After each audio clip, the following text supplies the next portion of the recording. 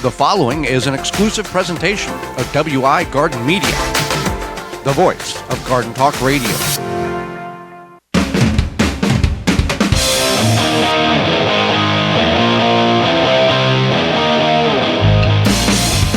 Coming up on the program today, we're going to discuss common garden myths so you don't have to keep doing them because they don't work, as well as preserving your harvest without canning it.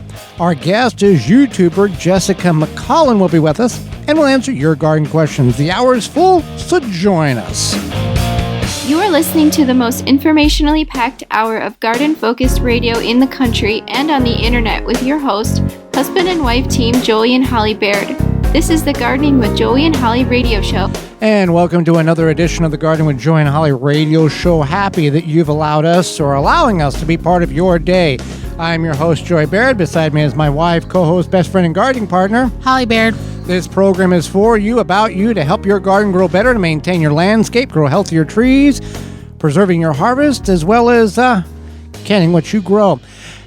Happy you're tuning in, whether you're tuning in one of the 18 AM and FM frequencies broadcasting our program here in 2024 through a radio app, through our parent website, thewisconsinvegetablegardener.com.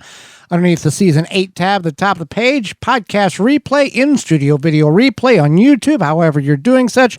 Thank you so much. You want to be part of the program, you can do that by simply sending us an email to gardentalkradio@gmail.com. That's gardentalkradio@gmail.com. We'll answer your question. Let us know where you're listening from, as well as you can give us a call toll-free, coast to coast at 1-800-927-SHOW. That's 1-800-927-7469. Well, Holly, before we get in the program, it's time for the joke of the week. Yeah, so why didn't anyone laugh at the gardener's jokes? Too sour, too corny. They were too corny. Corny, play on words, yeah. Corn. All right. This week's garden joke is brought to you by Rescue.com. American-made rescue products keep your family, home, and yard protected from pests, insects like wasps, hornets, yellow jackets, flies, ants, and more. Learn more at rescue.com. That's RESCUE.com. So, garden myths. We like to inform you of these particular activities in which some people choose to do for a variety of reasons. Some people swear that they work perfectly and there's no reason why science should disprove them. However, science, in this instance, as well as university extension offices and universities whom do this for a living, have disproven these particular activities to be functional or productive. So we're going to go over several of them, and you may be doing them, and you may have done them for years, but you don't have to do them anymore because they don't work, regardless of what kind of results you're seeing. Yeah, so the first one is that drought-tolerant plants don't need to be watered. So this is a common thought, like, I'm growing these drought-tolerant plants. Whatever rain happens should be just fine. And eventually, yes, they should be just fine with the rain that you get. However, you want to make sure that you are growing the right plant for your zone. But also, they do need water like the first year. So you want to make sure, because it gives them a chance to get established. So when you plant a new drought-tolerant plant, you want to make sure that they are getting water to get their roots established, to get established into the earth. And that gives them some kind of a training wheels for those tough plants. Once they're a year old, they can pretty much fend for themselves. And then you do want to give them a layer of mulch the first year as well. You can continue to mulch year after year, especially if it's something like a perennial that you put in a bed to just be, and you want the mulch there to look pretty and nice. You can add more mulch as time goes on, but the first year you should definitely give them mulch. See, when I hear about drought-tolerant plants, people, you go to the garden center and you see the little tag, drought-tolerant. It's not like you're going to the desert in New Mexico or Arizona or wherever, and you see the cacti and you see all of these plants that are growing that get minimal or no rain for months and months on end. This is a totally different type of situation. Right. So these are Than plants that have been adapted in that particular environment, even if you're buying it from the garden center and it's supposed to be a plant that is like that. right. So these are things like yarrow, Russian sage, coneflower. Those are common drought tolerant plants. There's probably, there's more, but these are the ones that are their actual plants, are not just like cacti or succulents. Well, we see that in tomatoes and vegetables. They're more drought tolerable, not drought tolerant. They can sustain themselves a little bit better when it's cold, when it's hot and dry, than the traditional tomato or pepper or eggplant. But it doesn't mean it's good for 17 weeks without any water and 105 degrees. Right. All right, next one, Holly. So gravel in the bottom of a container to help drainage. This is the thought that you put, like, whether it be gravel, rocks, pot Styrofoam, shards, packing peanuts, aluminum cans. just random stuff. And basically it actually can prevent the water from draining out as easily. Obviously if you put cans, you're just filling space, but adding anything extra like gravel or something that is even possibly less porous than soil is just going to prevent the water to drain out. It could possibly cause root rot for certain plants. So a drainage hole is enough. You don't need to add more items for the drainage. Drainage hole is just fine. The next one is dish soap is a natural, safe alternative to pesticides. I think some people get confused. There is insecticidal soap, and that can damage the plants if you use too much. And then dish soap can also kind of damage the plants because it is a man-made detergent, and it's chemical cleaner, sometimes degreaser. So if you're using your regular dish soap to use an insecticide, that does not work. Now, you can use a natural dish soap sometimes to help apply things like neem oil, but you're not using a lot. It's the adherence. It's the glue that holds it onto the plant for the application to be functional. Right. So what you want to do is you want to use insecticidal soap.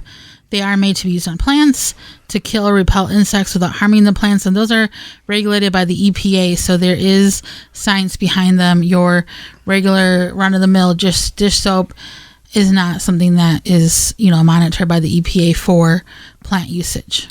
On a side note on that, if it says organic, it doesn't mean it's necessarily safer. It is less toxic and less potent than the chemical alternative. So in a sense, basically it will work. It's not as strong, meaning it's not as damaging to the environment, but it's still a chemical, even though it's labeled organic. Right. Yeah, exactly. Deer-resistant plants on the edge of your yard will keep the deer out. Incorrect. Incorrect. So deer, they're not, I guess. Michigan State University Extension put this to test. Yeah. So deer are not, food stupid. They know how to find food. So just because you put, your rosemary, ferns, anything, I think there's a Mexican sunflower. Yes. That they're going to be like, oh, I don't like that. Well, we got to go somewhere else. We got to go somewhere else. They've blocked us out.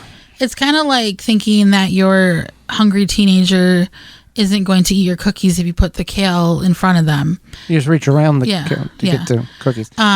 So the most effective way is to use something like deer defeat. Deer defeat or a fence. Deer defeat is an all natural spray that you apply on your plants that will dry in 30 minutes and last for over 30 days.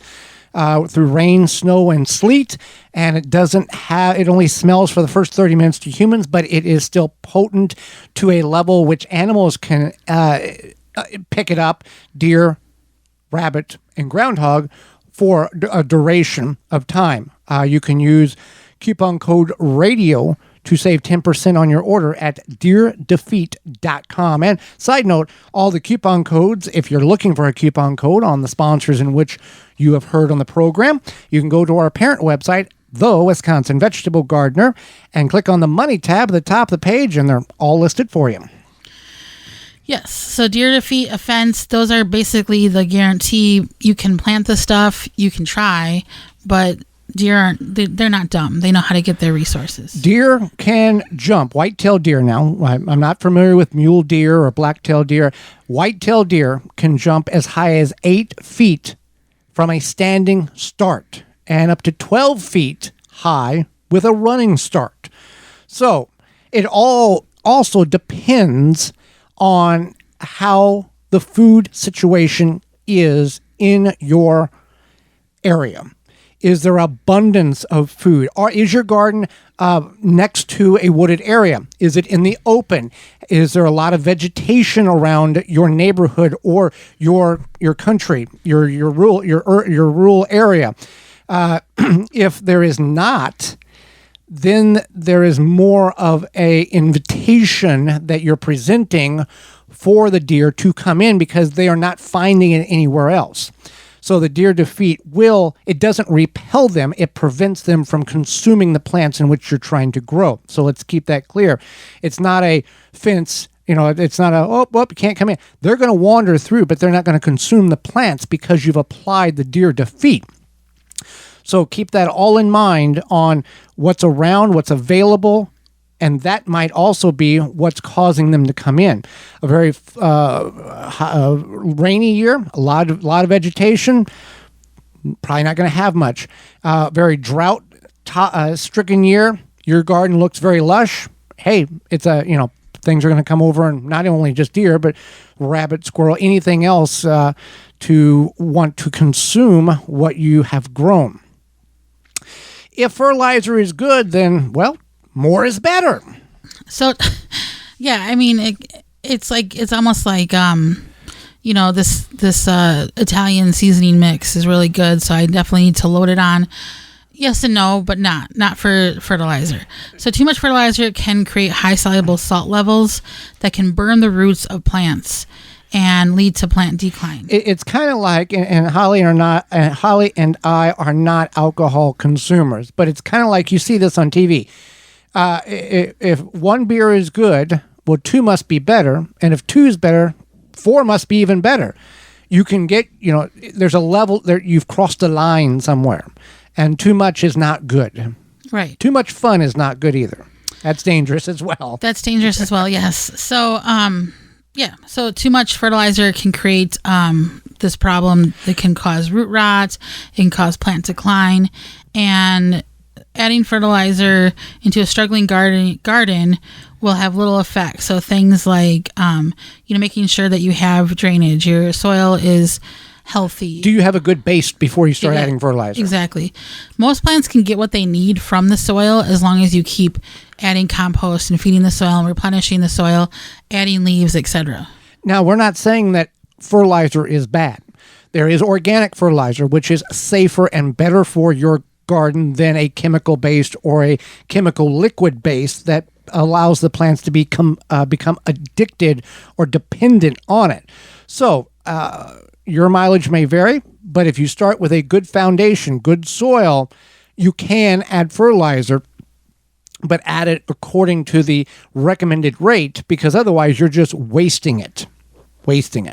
Well, what people are not wasting is their time when they go to waltonsinc.com to get their spices, seasonings, and butchering equipment. Yeah, we were brought to you today by our sponsor, Walton's Inc. We know you care about where your food comes from.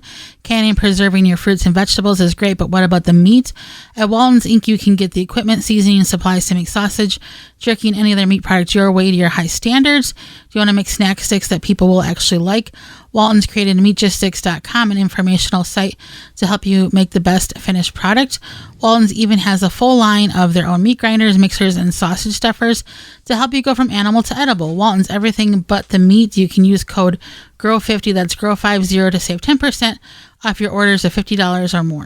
And when we return, food storage without canning. You're tuned in to the Garden with Joy and Holly radio show.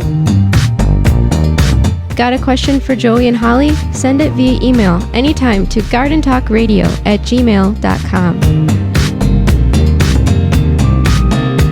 Garden like a pro in 3 easy steps and receive customized fertilizer recommendations for your garden or lawn.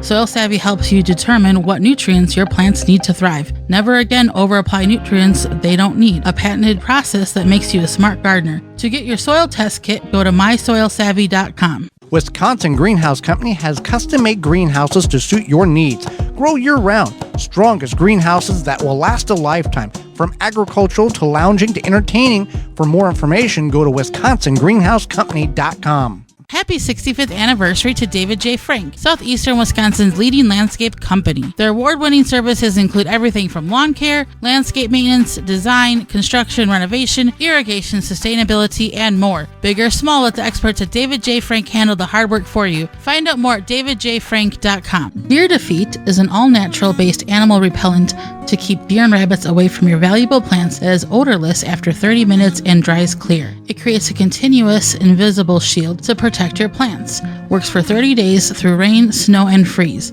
Will not clog your sprayer. Apply to your property without environmental damage. You can spray directly onto your plants up to flowering, then apply around your plants to continue protection. No need to reapply. Money back guarantee. To purchase, go to deerdefeat.com and use coupon code RADIO to save 10% off your order. Make hand watering easy and enjoyable with HoseLink retractable hose reels.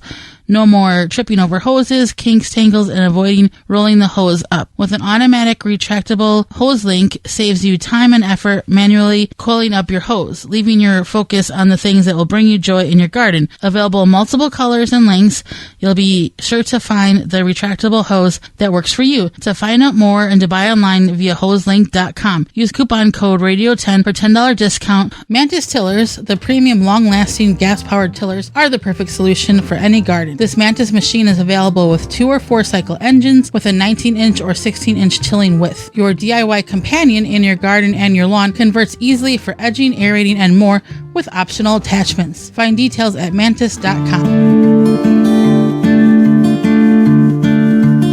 Welcome back to the Garden with Joy and Holly radio show. Thank you so much for allowing us to be part of your day-to-day.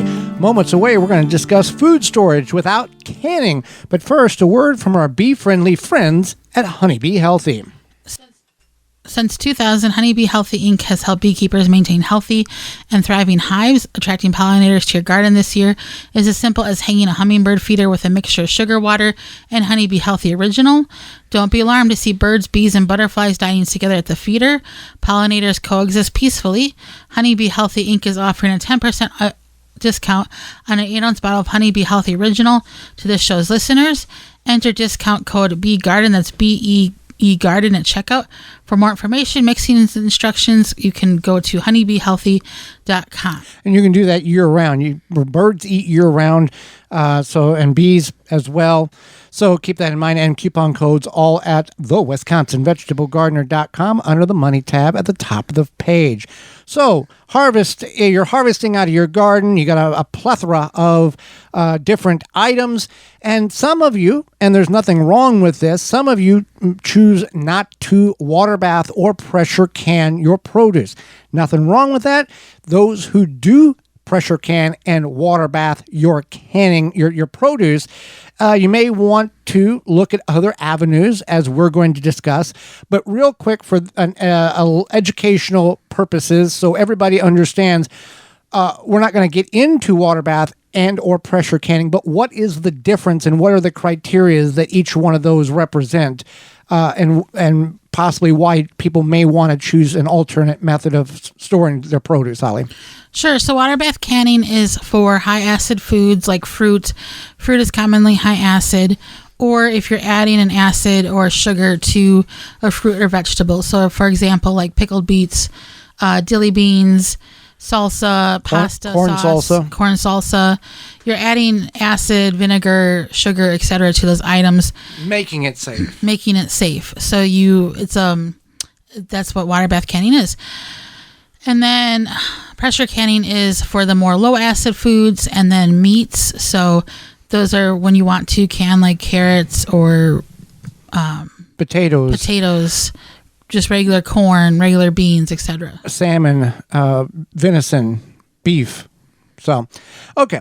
So there is some alternative. I mean, what would be a reason why somebody would choose that? Hey, I really don't want a can. Maybe There's they don't reasons want to do the whole process. Maybe they don't want to. They have, they have plenty of freezer space. They just don't want to deal with canning. They would rather just and nothing wrong with this. Yeah, nothing wrong with this. Yeah.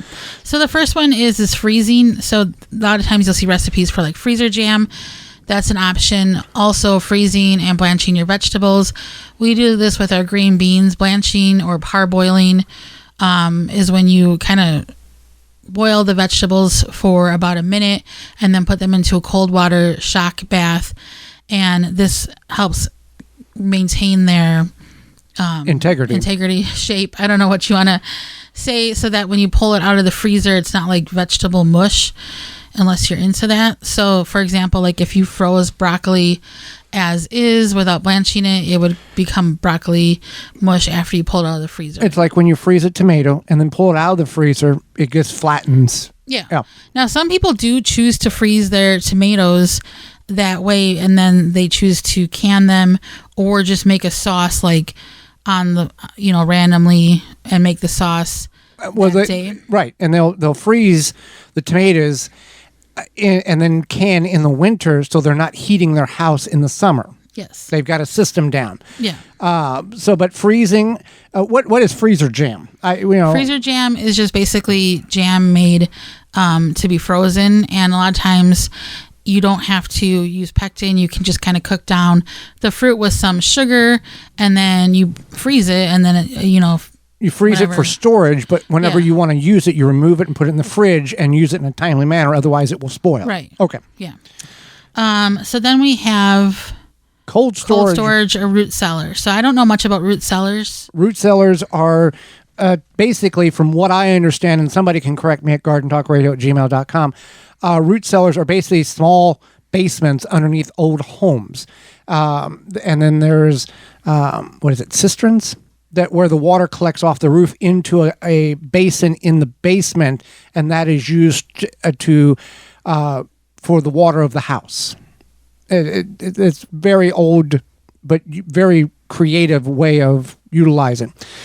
So basically, a root cellar is okay. A root cellar is also somebody modern days may take and dig an underground chamber and line it with concrete, or like for people who are not familiar, like a tornado shelter in the South in Texas and Oklahoma, where it's a stairway underground and it's 5 or 10 feet underground, and you can store all of your stuff. It's got shelving. There's old pictures online of these root cellars that are packed to the brim of canned goods and pumpkins and all and pears and apples. It's a technique in which the majority of society has either never heard of or has forgotten about. There you go. So you can you can do it in a basement. Yeah, you can mimic this by basement, maybe an attic. Unclimatized basement, unclimatized attic. Well, the issue with the attic is it could get really hot. You got to figure out when you can go up and put it. Otherwise, it will turn into a sauna and not good. But an unclimatized basement in a corner, you can shelve and put a lot of stuff. But just because you put a pumpkin or squash or apples or pears in the basement in an unclimatized area where it is a consistent fill in the blank 45 degrees and lower humidity, there's still spoilage that happens, and you've got to be aware of that with the conditions that are down there and the requirements in which to have the proper humidity, or adding a dehumidifier to get that humidity to a specific level in order for best longevity of this produce in which you're putting down there. Not the canning jars, but the squashes and the pumpkins and apples and pears and those type of items. Right. So, so that's the root cellar, cold storage, basements, whatever you want to call it. Now, fridge storage, this is another thing too. A lot of people will store their root vegetables, especially in their fridge. And when you do that, you can what I would recommend is not cleaning them off. Just whatever is dirt on them, leave them on there. Cabbage lasts a long time. Beets last a long time. Carrots last a long time. Yes. Yes. So these are things that you don't necessarily need to can. You can put them in your fridge and they will last for quite some time. Now with carrots and beets, you can take like a wooden box and layer sand and put the sand around each item, and that's a longevity method. Real quick, back to the storage in the root cellar, the basement storage. We see, and many of you are familiar. You see this online, the preppers, and there's nothing wrong for being prepared. Our grandparents, this was life. We got to prepare for that, because there wasn't I want a pineapple on Christmas Day. Let's just go down to the big box store and pick up a pineapple. It was preparation, storage, plan the next seed. You read these things about, so and so on this post, got all the hundreds of canning jars and they're on shelves and they're real pretty, and you'll see comments underneath. Well, they're ready for a natural disaster. Way to go. Be aware of where you put your canning jars. Yeah. On a shelf, because a natural disaster could be an earthquake. And when an earthquake shakes a shelf and there's no guardrail on that shelf, what's on the shelf goes to the floor, and all those cans fall or glass, and you're going to have all that preparation on the floor, and you're not going to have anything when that disaster happens. You can put them on shelves, and you put a little railing around it to keep them from vibrating off during something like an earthquake. Continue. Okay, so the food storage. Another one would be vacuum pack, seal. Now, this is something that you may actually have to freeze. I don't know a ton about vacuum packing, but some people will also freeze dry items, which I know is a different method than just dehydrating. Oh, that's what I was going with, was dehydrating, and then there's freeze drying. So both of those will help your food because you're removing that moisture. In different methods. Yep. And then when you vacuum pack it, it removes the air. So this can make things stable. I know a lot of people who do backpacking will do this. They'll cook the food, they'll dehydrate it, and then they'll vacuum seal it, and then it makes it nice and light. And when they're on the trail, they can reconstitute it with water, and then it becomes whatever it was. So like chili or some sort of rice dish or pasta, etc. So that is another option, is freeze drying or dehydrating and then vacuum packing it. Dehydrating, you're introducing a heat in order to remove the moisture from the item.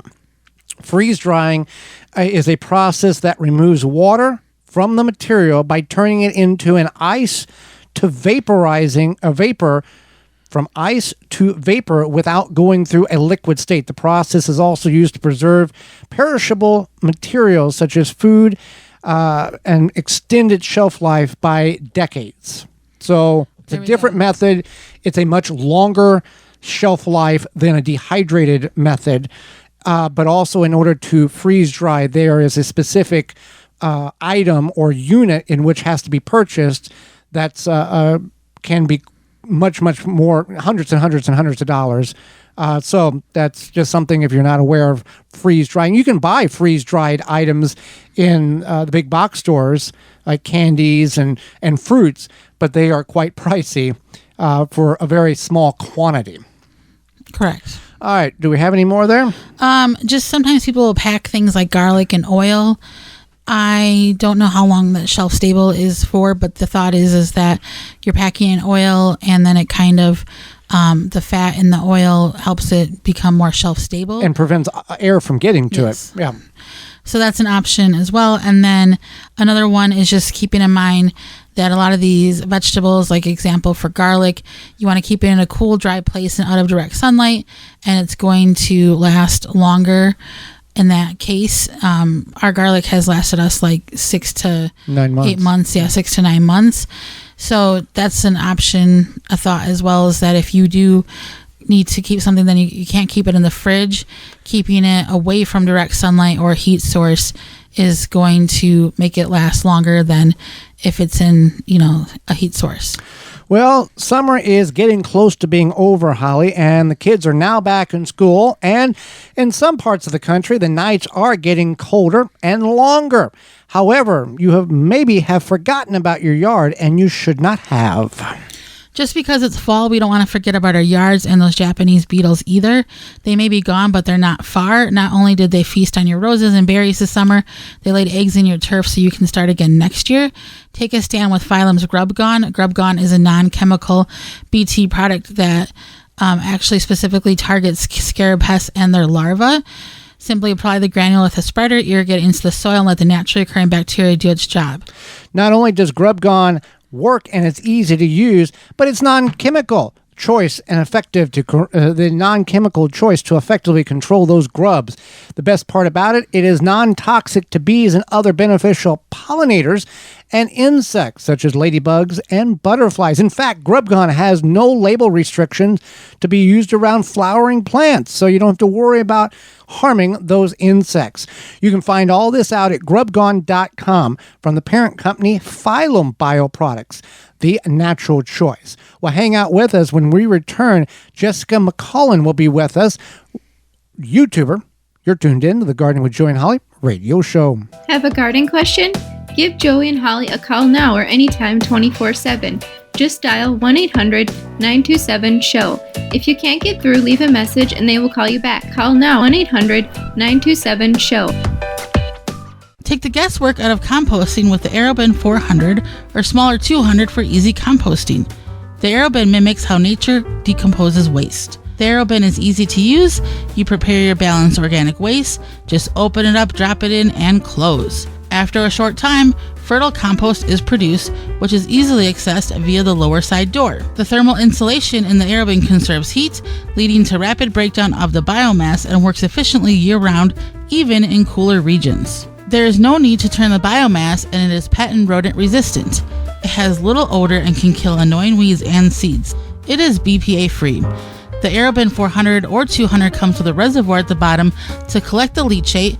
When diluted, makes for great compost tea liquid fertilizer. AeroBin composts kitchen and garden waste quickly. Easy to assemble with no special tools needed. The AeroBin makes composting rewarding and easy. Go to burpee.com or homedepot.com to purchase. Protect your plants from damage with the 3-in-1 Plant Guard and Special Blend Fertilizer. Visit ivorganics.com. Use promo code RADIO10 to save 10% off your order. Are you ready to take control of your home's comfort? With Mr. Cool DIY Direct, empower yourself with our top-notch do-it-yourself cooling and heating solution. Introducing the Mr. Cool 4th Generation Mini Split, the DIY-friendly way to keep your home perfectly comfortable all year round. Our systems come with everything you need for installation, including our patented pre-charge line sets, eliminating the need for expensive professional help. Visit MrCoolDIYDirect.com to learn more and to take the first step towards a cooler, more comfortable home. Don't forget, use promo code GARDEN for a special discount and free nationwide shipping. Mr. Cool DIY Direct. Cool your house, heat your space, all by yourself. Pomona's Universal Pectin is a high-quality pectin that gels reliably with low amounts of any sweetener. If you're trying to reduce the amount of sugar in your diet, you'll love Pomona's Universal Pectin. Now you can make healthy homemade jams and jellies sweetened to your taste. You can use sugar or honey to sweeten.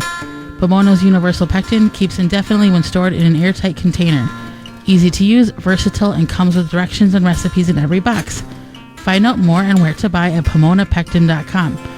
Also available at natural food stores and online. Rootmaker starts your plants off right and keeps them going through harvest. From their seed starting trays with an innovative design that air prunes the roots to their large variety of grow bags, 1 to 60 gallons. Their products will provide you the harvest you've never seen before. Visit rootmaker.com. Use coupon code ROOT24 to save 15% off your order at rootmaker.com. That coupon code is ROOT24 to save 15% off your order at rootmaker.com. If you could double the life of your raised bed boxes by sealing the wood with a clear non-toxic wood preservative, would you? Well, now you can with a clear, penetrating product called Internal Wood Stabilizer. It's 100% non-toxic and easy to apply. Seal your untreated wood surfaces, even chicken coops, by spraying on Internal Wood Stabilizer. It's invisible, seals the wood from the inside out, and never wears off. Recommended by organic gardening experts. Internal Wood Stabilizer. Check it out at timberprocoatingsusa.com. Wind River Chimes will always be the inspiring harmony. With a large selection and customization options, you will find the sound that soothes you. Visit windriverchimes.com to shop and find out more.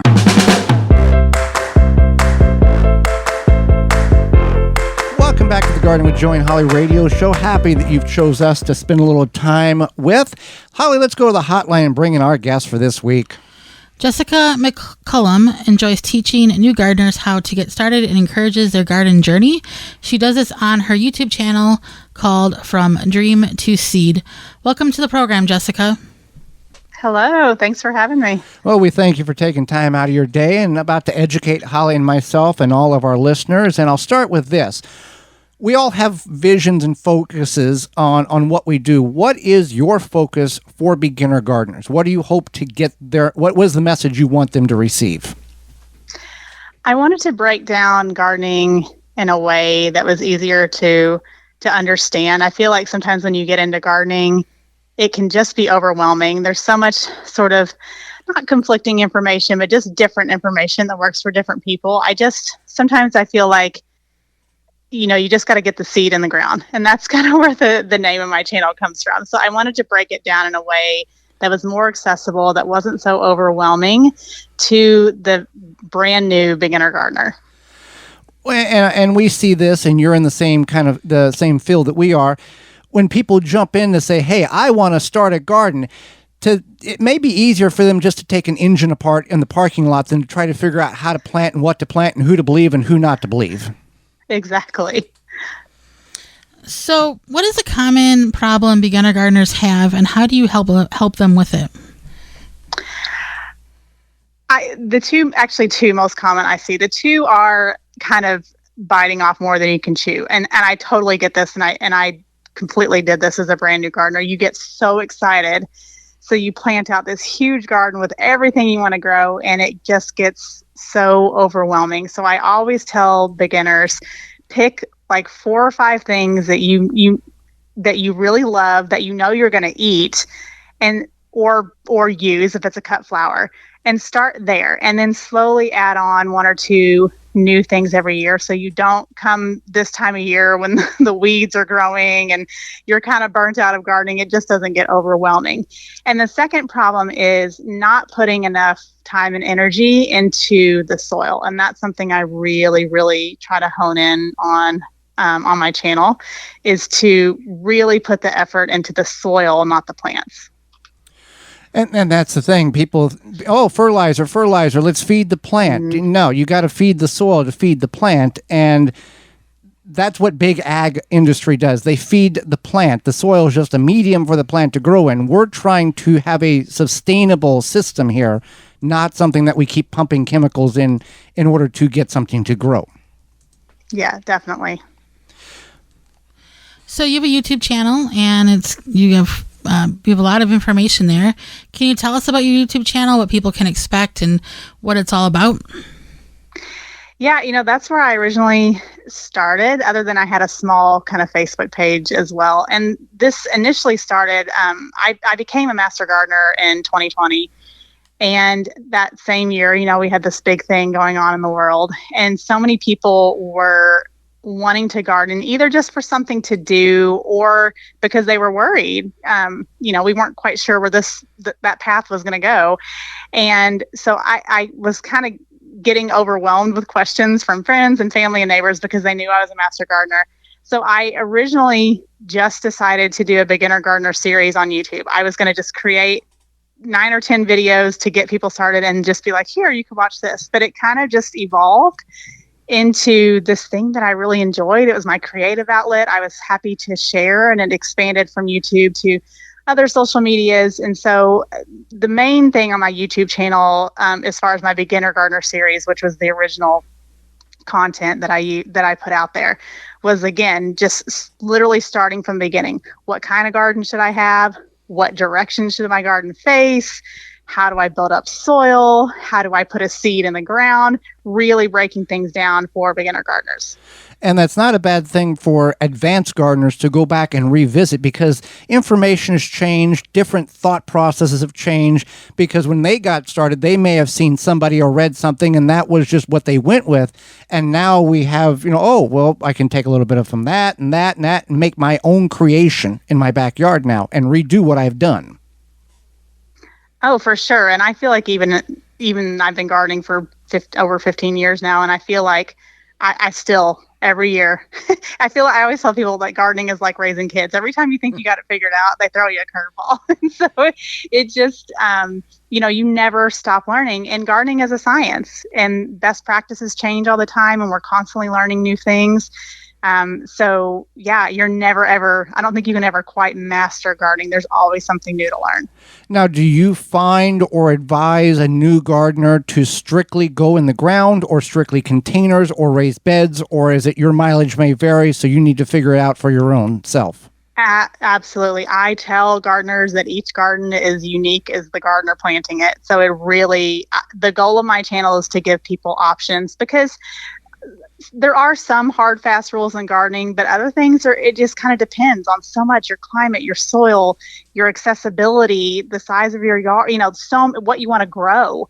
So I don't think there's a one size. In fact, I know there's not a one size fits all garden, and you can garden in so many different ways and do it successfully. There's thousands of ways to grow a tomato, right? Right. So the goal of my channel is to give people options, and then they can kind of cherry pick what's going to work best for them.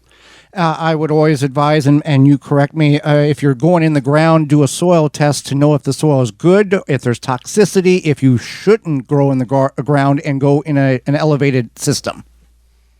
I am a huge, huge proponent of soil testing, especially for the home gardener, mainly because I tell people it stops you from adding things to the soil that it doesn't need. And over fertilizing, especially with things like phosphorus, are so bad for our waterways, and can really, really cause a lot of trouble. Well, it ain't cheap either. Why add more stuff and spend more money than you don't have to? Right. Yeah. And so it's, and if you're going to grow a specialty crop, say like a blueberry, then you're going to need to know, you can't expect to stick certain plants in the ground and expect them to thrive. So I'm a huge proponent of soil testing. I think it really is just a wealth of knowledge. It is intimidating for beginner gardeners, and I completely understand that. And it's not hugely accessible to everyone, but there are ways to do it. And and I think I'm a huge fan of soil testing. It just tells you so much. Well worth the money to know what you're doing. Agree. With all of your journeys here and starting on, I'm sure you've made a big oopsie or a big mistake. Is there anything that stands out that you go, well, I should have known not to do that, but I'll use that as a learning tip for everybody who's watching, so they don't make the same mistake I did? I tell people, if I know how to grow something, it's because I killed it the first 5 or 6 times. I think we all just kind of learn. I think the consistent thing that I still do to this day, I'm much better at it. I tend to, the biggest thing I used to do was I would put my seedlings out too early. Where I live, they always say it was Derby Day. I live near in the Ohio Valley, so everyone would say, "Oh, Derby Day, Derby Day." And then when I became a master gardener, and they were like, "No, it's actually a week later," and I was like, "Oh, it's fine." And I lost so many of my seedlings one year because we had a late frost, and I continued to just, "Oh, it'll be fine. So it took me a good 3 years to finally be like, okay, I just need to wait and stop, stop ruining my seedlings I've spent weeks on. I think now it's just mainly, there's just certain plants you really have to stay on top of, and because I'm an organic gardener, there's just certain pests I need to kind of stay on top of. I usually do hand picking, or I'm doing row covers and things like that. But, life just gets busy. I've got 3 kids, and they keep me on my toes. So I don't know if it's a mistake. It's just mainly sometimes just letting things get away from me. It's just the reality of life. The reality of life. Yeah. So what is the best or most memorable advice you got as a beginner gardener? I would say what I'm teaching now, and that's to feed the soil, not your plants. That was something when I went into my master gardener certification, I was just a veggie gardener. I didn't realize that gardens are like an ecosystem, and it's living, breathing kind of thing. And so once I realized the importance of soil health and how to really feed that soil and help it to be a living, thriving kind of ecosystem in and of itself, it completely changed my garden. The the health of my plants just skyrocketed after I really started putting time into composting, time into rotating my crops, time into adding organic matter. Just really, really made such a huge difference. So I would definitely say taking care of that soil, number one, most important thing in a garden. Absolutely. Well, we really appreciate the time you've offered us here and educating Holly and myself and all of our listeners. How can people find out more about you? How can they find your channel, and where are you located on the World Wide Web? I am on YouTube. I am on Facebook, Instagram, Pinterest, and TikTok under my handle From Dream to Seed. And that's pretty much where you can find me. Absolutely. Well, we greatly appreciate the time you've offered us and the information you've shared. We thank you very much for that. Thank you. I loved being here. Thanks for having me. Absolutely. And when we return, it's Your Garden Questions and Our Garden Answers. You're tuned in to the Garden with Joey and Holly radio show. Got a question for Joey and Holly? Send it via email anytime to gardentalkradio@gmail.com. Are you bugged by bugs? You need Naturally Green Products No More Bugs, environmentally friendly. Made in the USA, No More Bugs is a cedar blend that repels and eliminates mosquitoes, no-see-ums, ticks, fleas, roaches, ants, and more.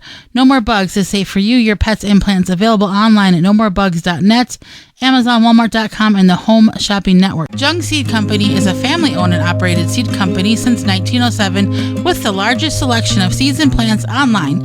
Use coupon code 10TG24 to save 10% off your order at jungseed.com. The coupon code is 10TG24 at jungseed.com for 10% off. Your mosquito frustrations are over. Now with Mega Catch, suitable for residential and commercial use. Mega Catch mosquito traps produce a vast array of mosquito-attracted stimuli, including safe CO2, and can attract mosquitoes and other biting insects up to 150 feet away. Easy to use and set up. The Mega Catch is ready to make your outdoor space comfortable and enjoyable at megacatch.com. Use coupon code JOEYB, my name Joey B, at checkout and receive 20% discount on your entire trap order at megacatch.com. Garden like a pro in 3 easy steps and receive customized fertilizer recommendations for your garden or lawn. Soil Savvy helps you determine what nutrients your plants need to thrive. Never again over-apply nutrients they don't need. A patented process that makes you a smart gardener. To get your soil test kit, go to mysoilsavvy.com. Soil Diva Liquid Microbe Stimulant Spray improves the health of your plants you work hard to grow. Stimulates the natural enzymes and increases beneficial soil bacteria. Go to soildiva.net. Soildiva.net. Water supply tanks provide BPA-free, long-term safe storage for drinking water from 35 to 1,500 gallon tanks. Water supply tanks has you covered. From preparing for unexpected needs, off-grid property, easy gardening access, and more. For questions and to order, visit watersupplytanks.com and use coupon code GARDENING10 to save 10% off your order. Welcome back to the Garden with Joey and Holly radio show. Time for your garden questions and our garden answers. Thank you for being with us today. If you've got a question, you can send it on over to gardentalkradio@gmail.com. That's gardentalkradio@gmail.com, and we will get an answer to your question. You can also give us a call toll free, coast to coast, at 1-800-927-SHOW. That's 1-800-927-7469. All right, I have a basil plant that is planted, and I have harvested a good bit of basil from it this year, but was wanting to see if it would get any bigger than it has been. Would it hurt if I filled the planter up around dirt around and covered the stem near the bottom of the plant like people do with tomatoes when they plant them? So this really wouldn't work because typically at this point in the season, the soft tissue has become like a hard, woody stem at the bottom, and so roots would not form. So that wouldn't allow for them to form roots. More like a tree trunk versus a soft tissue plant. And so it's like whenever you can cause mildew and rot. Right. So, but you can next season, if you grow more basil and you start the seeds and the plants are a little leggy, which means like their stem is a little bit long, you can plant them up to the first set of leaves. Yeah, so you can if you are beginning to see the roots erosion of soil away from the roots, you can add a little bit there, but there's no need to put it around the stem. Get as much off the plant as possible and enjoy that basil that you have grown. Next question here, Holly. I have potato scab. I've had potato scab for a few years now. I know it's not harmful to eat the potatoes. I just peel them and the potatoes are fine. My question is, how can I prevent it from happening again in the first place? First of all, what is potato scab? All right. So to help potato scab or to remedy potato scab is making sure that you buy if you buy potato seeds seed for the purpose of planting them, not just store-bought potatoes. Make sure you do trust your supplier. And I would speak with them if you bought these potatoes from a supplier. Speak with them about the scab, because if you have it, other people have had it, because that's where it's coming from a certain source, a direct location. Yeah. If you have slightly acidic soil, it will help prevent potato scab. So this is what I would do, is I would make sure that the supplier, wherever I got them from, is aware of the problem, and then I would just plant the potato somewhere else next season. Right. You don't want to plant, preferably not in the same spot more than one season. Ideally, plant them where legumes have grown the year before, peas or beans, as they will have added much more nutrients to the soil.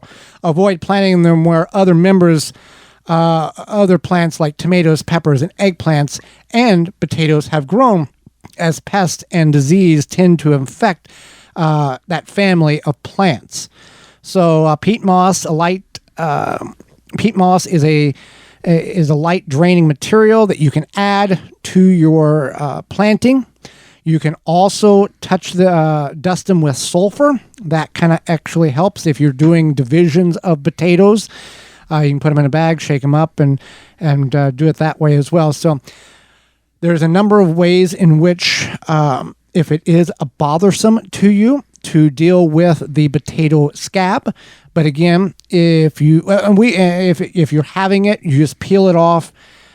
It's not going to hurt you. And we've actually seen potato scab in grocery stores as well, in bags. It was. I think it was just like an issue for a long time in the grocery store, because I've seen it even yet recently. Yeah. So, any thoughts or advice on potentially up or down on dumping all the soil, peat moss, compost that I have in numerous 5-gallon plastic containers, canvas bags, pots, etc., into one big pile that I can solar heat to kill the fungus and other bad stuff that might be present, then compost it in the pile and amend it in my garden next year?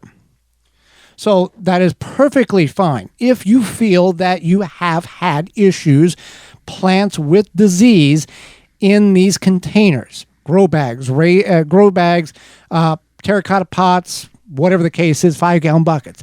If you have not had issues with the soil or the plants, then I would not worry about dumping them out. Now, solarization is a method in which you cover it with a black plastic, and it basically bakes the soil at a high temperature, solarizing it underneath. And you can also, black I think is the best. You can do it with white or clear, but that's not really the best, because you want no light. And it will kill all the viable seeds. Most diseases it should kill. Basically, you're creating a very intense compost pile beneath this. But back to my initial evaluation of if there was no issue with the soil in these containers, and these are containers of 5 gallons or more, like the buckets, you don't need to dump the soil out and get new soil next year.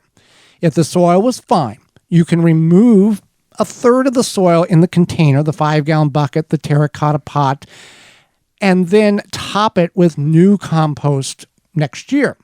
If you have containers that are 1, 2, 3-gallon grow bags or pots, then the soil mass is so small that it is recommended to dump out and start with fresh soil.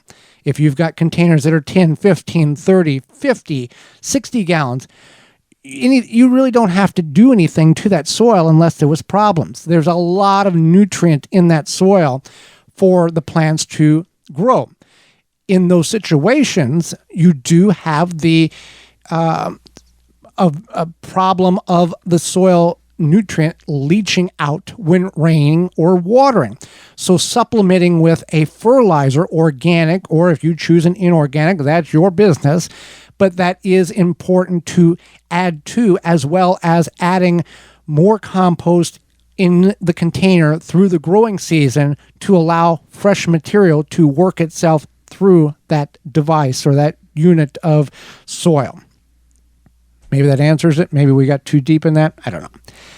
But I think we've addressed some situations there with people, in addition to this listener, that are facing some similar problems or questions there.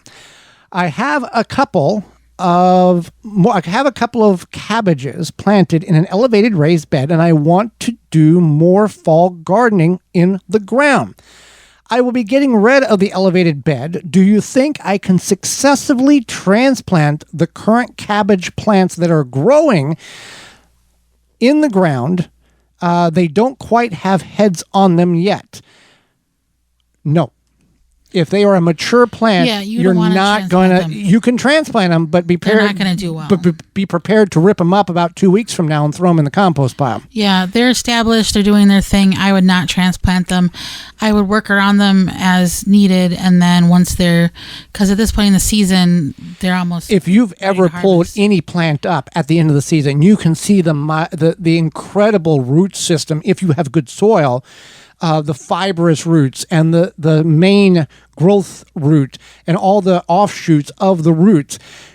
You damage any of those, everything is tied to that plant in some form or fashion. And if you start maneuvering and disrupting those roots, the plant, in the state of I'm putting on, in this instance, a cabbage head, you're going to cause it to shut down and pretty much die.